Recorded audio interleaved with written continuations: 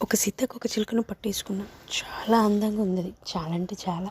నాకు చాలా నచ్చేసింది. దాని రంగు, దాని యాటిట్యూడ్ అన్నీ నచ్చేసి పట్టేసుకొని దాన్ని చాలా ప్రేమగా అరచేతులలో పెట్టేసుకొని దానికి కావాల్సింది నీడ్స్ ఇస్తున్నాను. నేను ప్రేమగా చూసుకుంటున్నాను. నేను ప్రేమగా చూసుకుంటున్నాను. నా ప్రేమనంతా ఇస్తున్నాను. అయినా సీతాకోక చిలుక ఫ్రీగా ఎగరడం లేదు. అది సంతోషంగా ఉన్నట్టు కనిపించట్లేదు. ఎప్పుడు నా నుంచి వెళ్ళిపోదామా, నా దగ్గర నుంచి వెళ్ళిపోదామా, నా చేతుల నుంచి వదిలించుకొని వెళ్ళిపోదామా కుంటూనే ఉన్నట్టు అనిపించింది నాకు. ఎందుకని నాకు అర్థం కాలేదు. బట్ నేను ప్రేమని ఇస్తున్నాను అని నేను ఫీల్ అయ్యా. బట్ నా ప్రేమ తనకు అవసరమా? సీతకు ఫీల్ అవుతుందా? నాకు అది కావాలి, కానీ నేను దానికి కావాలా వద్దా అన్న విషయాన్ని నేను ఆలోచించలే. పాపం నేను చేతిలో పట్టుకొని బంధించి దాన్ని బాధ పెట్టాను.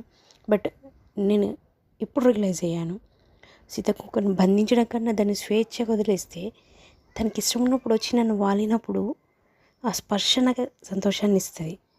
దాన్ని బంధించినప్పుడు దాని బాధ వల్ల నాకు సంతోషాన్ని ఇవ్వలేదు.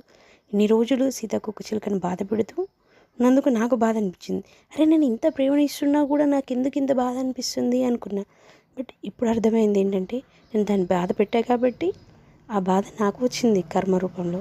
ఇప్పుడు నేను ఆ సీతాకోక చిలుకను బంధించాలనుకోవట్లేదు, ఫ్రీగా వదిలేయాలనుకుంటున్నా. నా మీద ప్రేమ ఉంటే తిరిగి వస్తుంది, లేదంటే